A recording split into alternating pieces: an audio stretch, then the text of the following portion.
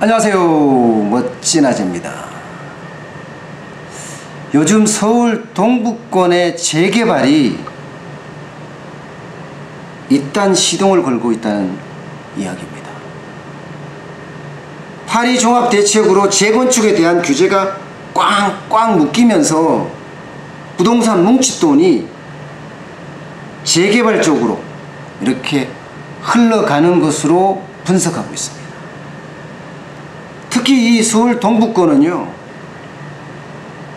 그동안 사업이 지지부진했었거든요. 그런데 여의도 통째개발, 용산 통째개발, 그야말로 서울시발 부동산 부양책이 관심을 받으면서 이 지역은 더 빨리 재개발에 대한 욕구를 해결하려고 하는 모습들입니다. 쉽게 말하면 물들 때 노젓자는 거죠. 너무 재밌는 표현을 썼나요? 물들 때 노젓자. 재밌는 것 같아요. 어쨌든 이쪽은요, 정비구역으로 지정된 지도 보통 10년이 넘었고요. 그러다가 뭐 조합 설립 무효 판결을 받는다든가 아니면 사업성이 떨어진다든가 해서 주춤주춤 했던 곳이기도 합니다.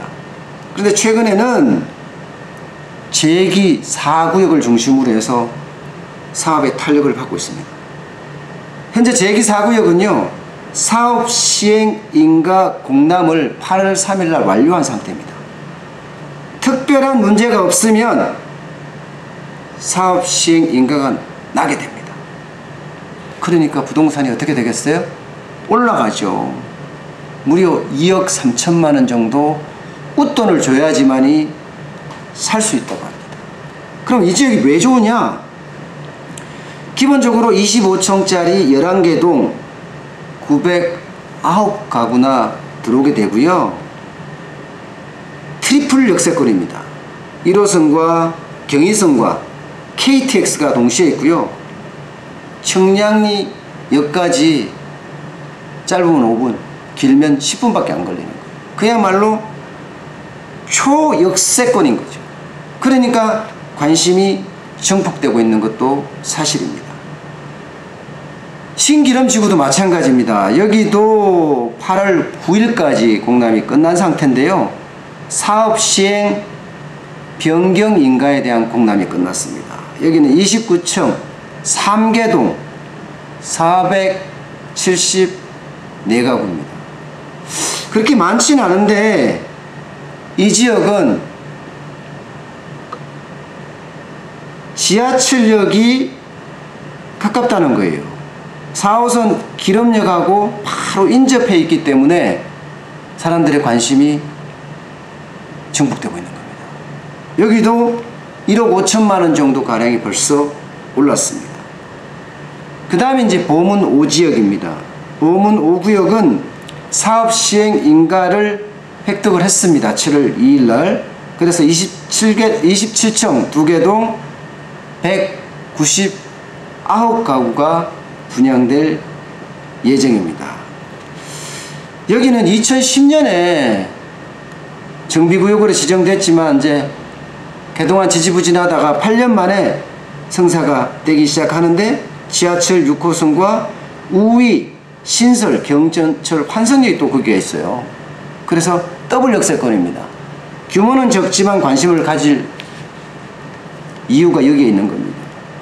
청량리 8구역도 있어요. 청량리 8구역은 지금 사업 시행 변경 인가를 5월 31일 날 마쳤고요. 40층 2개동 220가구입니다. 얼마나 올랐을까요? 뭐 한 1억에서 2억 사이에 프리미엄이 붙었다고 하는데 아직 더 봐야 될 것으로 그렇게 보입니다. 신기름 구역도 마찬가지입니다. 여기도 사업 시행 변경 인가 공람을 8월 9일까지 끝낸 상태입니다. 29층 3개동 474가구입니다. 대부분 이들 지역은요, 부동산에서 떠돌고 있는 뭉칫돈이 재건축으로 갔다가 이제 갈 곳이 없으니까 재개발로 가는 거예요.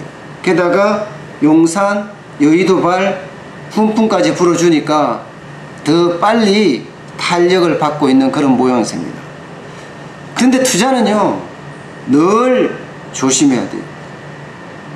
전체 전방이 그야말로 4차원적으로 분석을 해본 다음에 모든 투자는 일어나야 됩니다.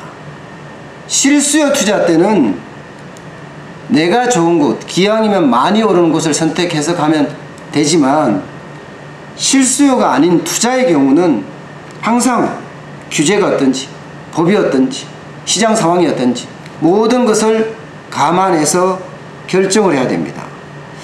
여러분도 알다시피 올해 1월 25일부터요 사업시행 인가가 승인된 재개발도 관리처분 인가 이후에 입주 때까지 입주권 거래가 제한됩니다. 이거 재개발 투자 시에 굉장히 조심해야 되고 유의해야 될 사항입니다. 일반적으로 사업 시행 인가 단계에 들어가면 올라요. 많이 오르는 곳은 뭐 3억까지, 적게도 막 1억까지 이렇게 막 엄청나게 오릅니다. 그러나 그게 묶여 있다면 상황이 달라집니다. 때문에 규제나 법이나 시장 상황이나 또 현지 상황까지 충분히 고려한 다음에 부동산 투자는 해야 되지 않을까 싶습니다. 오랫동안 가거든요, 부동산 투자는. 증권은 사고 팔면 끝이지만 부동산은 사더라도 파는 기간도 오래 걸리고 개발 기간도 오래 걸리고 때문에 뭉칫돈이 묶여 있다는 게 문제예요. 때문에 항상 조심하고 조심해야 됩니다. 저희 같은 자영업자 소상공인, 국밥집을 운영하는 저 같은 경우는 관심을 가지고 지속적으로 살펴볼 뿐이지 여기에 투자를 하겠다 그런 돈도 없고요. 또 여기에 관심을 갖겠다, 이거는 돈이 없어도 할 일이니까 할 수 있습니다. 그래서 우리가 언젠가는 부자가 될 거니까 관심을 가지고 지속적으로 분석해 보는 것도 좋은 방법 중에 하나인 것 같습니다. 요즘 재개발 시장에는 물들 때 노젓자는 분위기입니다. 오늘 여기까지 하겠습니다. 고맙습니다.